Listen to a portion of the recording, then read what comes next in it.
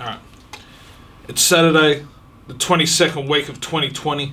Police are still killing innocent black people in America. Trump has gone to war with social media companies, and people are still shit scared of coronavirus. And in completely unrelated news, welcome to the first episode of the Shivers Regal Riders Club. Hit it! I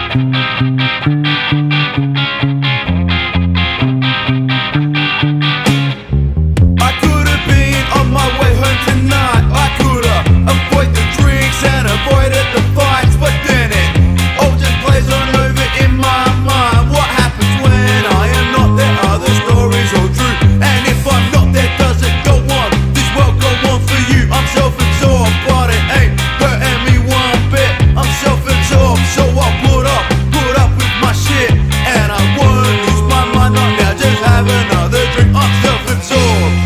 I'm semi-bloody illiterate. Hey ladies and gentlemen, welcome to the first episode of the Shivers Regal Riders Club. I'm here with my good mate. Well, thanks for the awkward pause. Go. We're off to a good start. Sorry, Sean. Usually when you introduce someone, you introduce them. I'm from that Nickelodeon era where it's just like, and it's me, and it's my good friend. Okay. All right, we're doing a bit of slapstick cheesiness with this. I love it already. All right, I am Sean's good friend, Nathan, and I'm very happy to be here. And then you got to introduce me. Oh, well, just in case you didn't know, this is Sean. No, wait. My name's Nathan, and This is we're 30 seconds into our first episode and it's already off the rails. It wouldn't be any other way, let's be honest. Hey, so welcome ladies and gentlemen. This is my good friend Nathan, and my good friend, Sean. Excellent. Fuck, this is terrible already. Oh man, and we're here, where are we? We're at Pencap Studios. Pencap Studios, only a few short 100 metres from my WA's favourite blue-collar brothel, which That is a good landmark, Sean. Probably could have gone with, I don't know, a cement factory or something. What else is in O'Connor? Not a whole lot of cement. No, there's a lot of brothels. All right, well, Brothels and struggling musicians. There you go, viewers. If, struggling musicians and brothels, if that's your thing, come down to sunny O'Connor. So, the Shivers Regal Riders Club, we're not great riders. Good riders? Good riders. Maybe. Yeah. Not good, not great. But we think we got interesting stories, so we don't let grammar get in the way of a good yarn. Pretty much. It's the Writers' Rebellion. It's not about the spelling. It's not about the grammar. I know for a lot of people out there who are writers and into reading and stuff, that is sin number one. We're about telling a tale. So, yeah, get on because board. you might get infuriated. We'll get infuriated. After probably the first paragraph with the grammar. But hopefully you can look past that and enjoy the stories that we're bringing to the table. And hopefully you guys get on board and do some writing yourselves and send them in. That's exactly it. This is a writing forum for everyone, and that's the whole point of this. Really, at the end of the day, is people enjoy writing. If you enjoy telling a tale, bloody write it down. It doesn't matter. We're not going to judge your writing, and hopefully you do judge ours. We'll judge ours very harshly. We'll enjoy the feedback. Yeah, we're very thick-skinned here, so make sure to make it as harsh as possible. If it's especially harsh, we will read it out. And plus, it's if it upsets us, it's a good way to drink our sorrows away with a nice glass of Shivers Regal, ladies and gentlemen. Exactly. Unpaid sponsor. They don't know they're sponsoring us yet, but fuck it. Shivers Regal. Do you know what Shivers is? No. It's Spanish for goat. Goat Regal? The Regal Goat? Yeah, the King Goat. King Goat. Excellent. I like it. If we do get sued by Shivers Regal, will be the name of the podcast. King Goat Riders Club.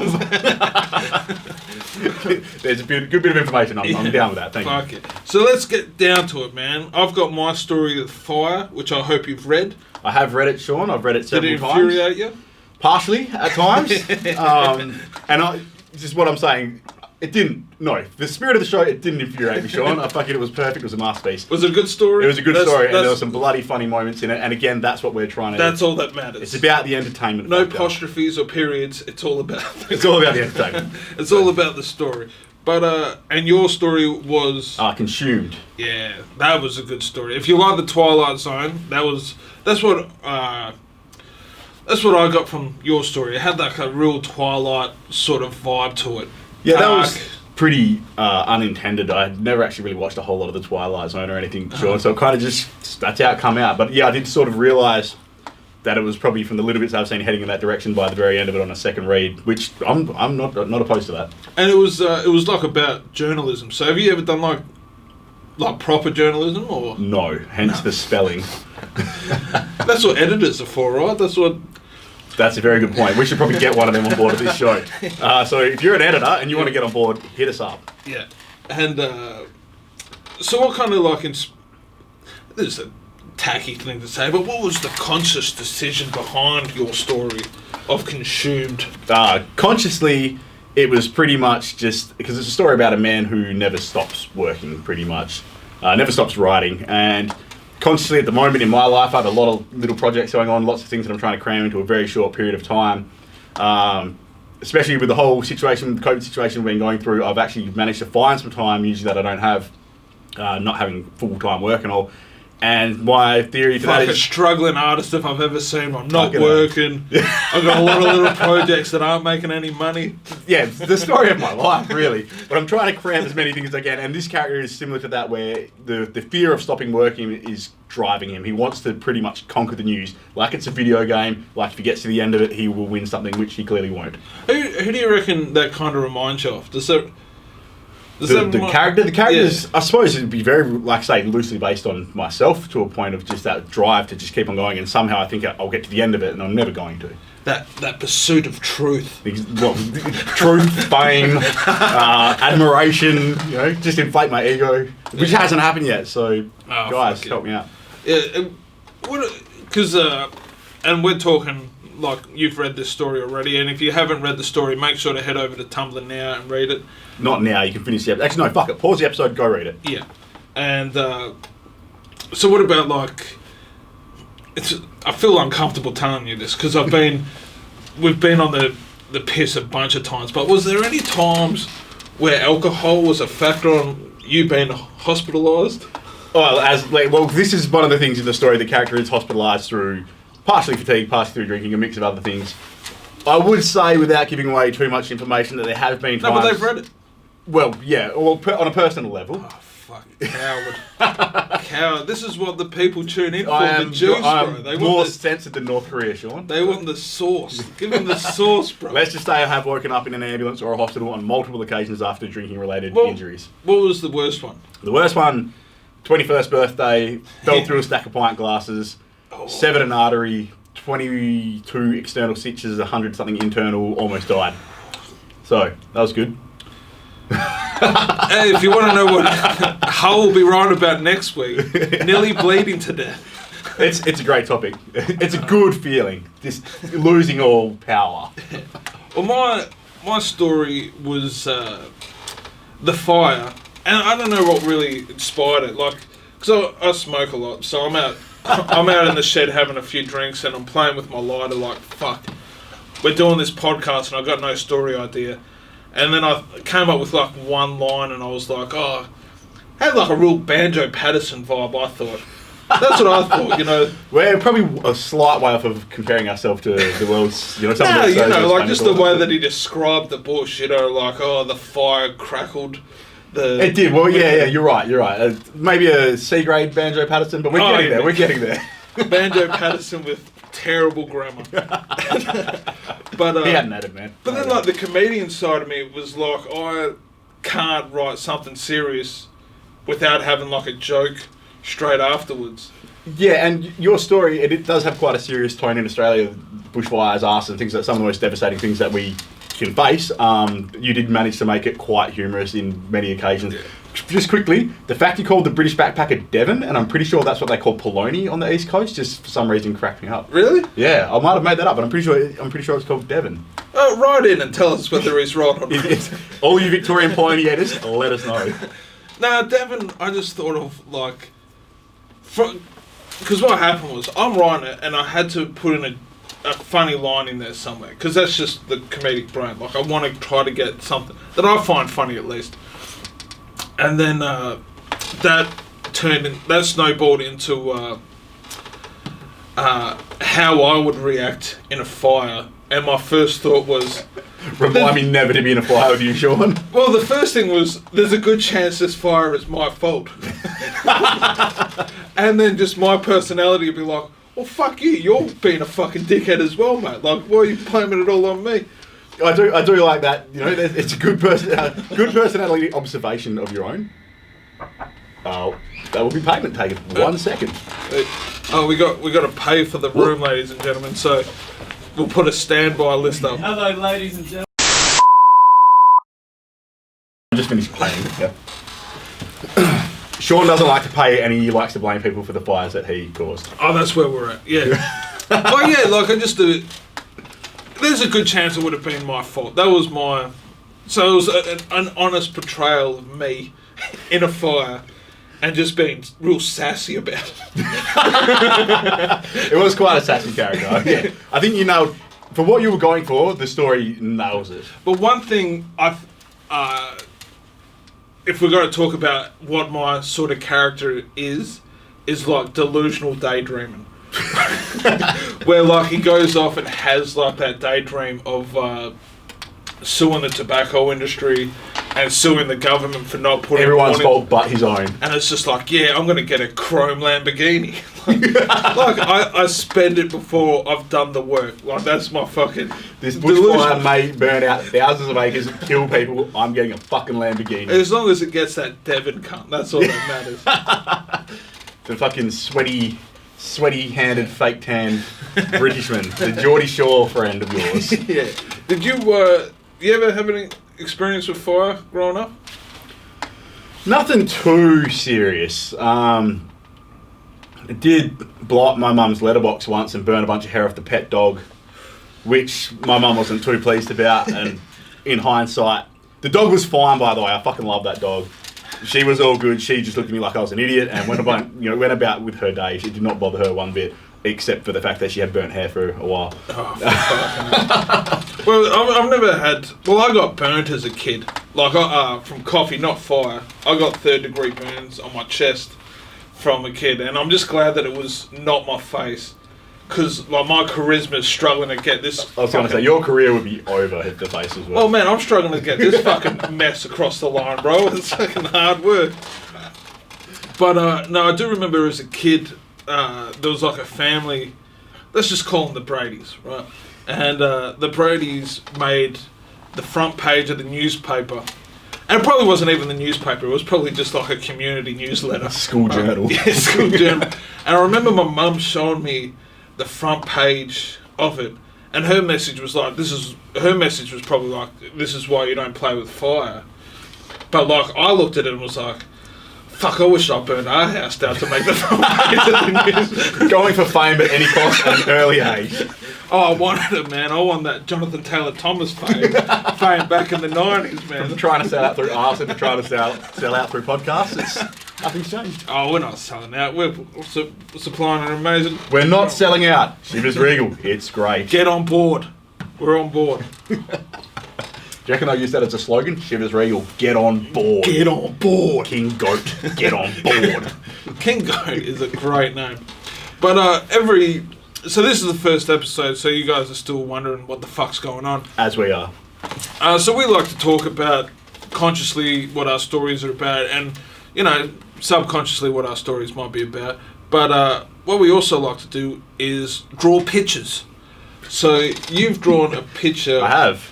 To make this more like Agro's Cartoon Connection or something, No, but viewer like- picture of the week. I like the film. Well, who was the other one? Mr. Squiggle. Mr. School. Yeah. It used to terrify me as a child. There's a bit of information for you. He's fucking terrified of puppets.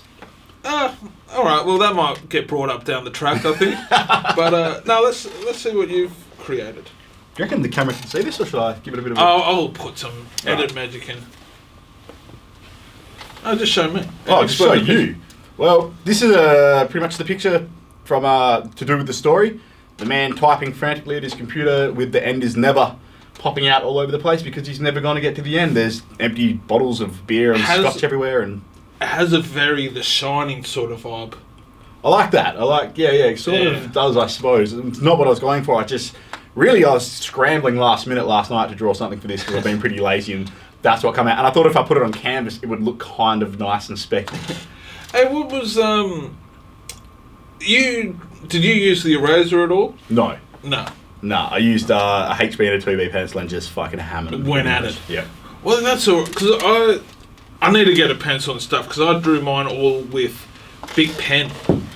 And Let's have a look at yours, Sean. so, as I told you, mine is very inspired by me. Like I'm the guy that's causing the fire because ash on the in the bushland. So only using a black, blue, and red big pen. This is my first crack. Well, you've nailed yourself. It's a big fat dude with a red beard. Of course I am. It is beautiful. It sums up your story quite well. I wouldn't have minded seeing the choking scene in future if you were drawing for this. Oh, yeah. Might be a bit hard to draw. Not great with hands. Yeah, well, I can see he's got no hands. So. So does the black lines look like smoke or let the fire sticks? Up until this point, smoke. Now that you've said that, yeah, it's a pretty fucking. It's a rubbish tip fire. And I've also got the blue lines. Like I've made it kind of like a real fire. So I'm pretty happy with that. That's not bad for the first crack. Have a look at that.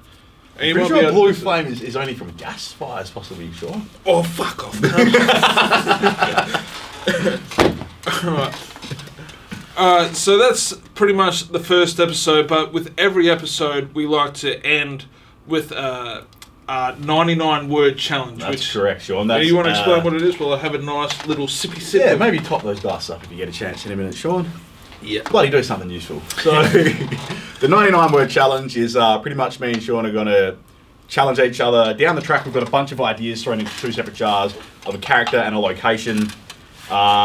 Pick out one of each, and we're going to write. It has to be 99 words or less, but trying to get as close to 99 words as you can without going over. 99 and under. Yeah, 99 and under. Yeah. So trying to write something that's A, cohesive, B, has characters in it, has a beginning, middle, and end. Yeah. So it's quite a tricky little challenge, something that we do suggest you guys have a crack if you're interested and want to send anything in to us. Yeah. If it's good, we'll give it a fucking plug. If it's shit, we may abuse Also, you. give it a plug. Yeah. Plug, abuse. You know, this is a two-way street. We want you to criticise us harshly, and we will criticise you back. Alright, and let's do some like video magic, and we'll come back with the 99-word challenge. I need to do that to get my phone. Hey, welcome back to the 99-word challenge. I'm not ready. So we have not given ourselves any location or character for this week, but for the following weeks we'll be drawing out, and I reckon you should kick it off. I'll kick it off. Yeah. Alright. So, and we haven't told each other our 99-word stories. These are a mystery so we can enjoy them live. And do us a favour, we're competitive guys. We're not really. Make us competitive guys. Yeah. If you like someone's story better than the other, we want to know about it. Yeah, you can find that all out on our social medias. You'll find out at the end. We'll talk about that later. Yeah. Anyway, alright, 99 words. The panic struck me like a freight train. I had left it all to the last minute again. This mess was a reoccurring problem in my life, one that a man with any sense would have easily rectified years ago. Alas, here I was again, plummeting into the void of chaos and letdown. I'd made promises, talked it up like a big man. Now my fuck-ups were going to hurt those I cared about most. I'd no one to blame but myself, and dreaded sharing the news. Sorry guys, the bottle was shut before I could get there. That's pretty good. That's pretty good. One 99. character? I broke the addressing rules group. straight away. Alright. I didn't break the rules because, you know, A student. I fucking care about this. I care about writing, okay? Alright, so my story's called The Last Roll. Alright. And I'm gonna, you know, add a bit of salt and pepper, a little bit of sauce for the character.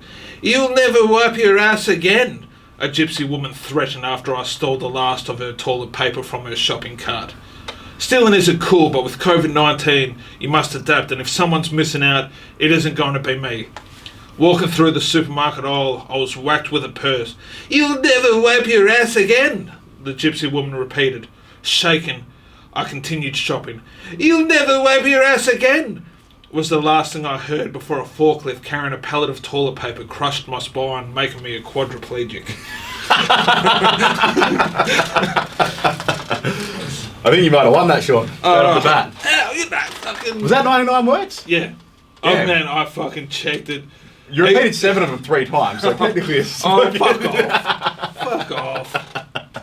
That was a good story. Alright, So, so- have a vote. But don't take the voice into consideration. That's just fucking... Hey, you gotta add a little bit of sauce for the character. Give it a little I'll bit. remember for next time. Fucking come and loaded. Alright. So next week's story, and we hope that I'm going to pick my own and you're going to pick your own. Oh, okay, we're not going to go head to head. No, I think we have to adapt. Okay, I'm down with this. think. Yep. All right. So I'm not sure which jar. Well, I'll pick one out of this whilst you do that. No point in time wasting. All right. Pick for each other. I'll hand you one and then you hand me one. Okay. One. Oh, okay. Take that one. Chip. Then, no. No, because you gave me yours and you just take one for yourself. Oh, yeah. Thinking. I hope you heard that beautiful rattle. What have you got, Sean? I have got. It's like a little fortune cookie. I got a fighter as my character. Okay. And my fighter is in a casino. Hand in hand. Hey, I might just take a fucking. It's got a Burswood. I might just take a letter out of your book, mate. Well, funnily enough, I have a fat guy in a dungeon. It writes itself. Perfect. Oh, Jesus Christ. So that you have this to look forward to next week. Yeah, so if you got your own ideas about a fighter at a casino, or just want to tell us a story of a fight you saw at a casino, or a fat dude in a dungeon, make sure to tune in next week, and I hope you've enjoyed it, and we'll see you next week. Thank you very much. Catch ya.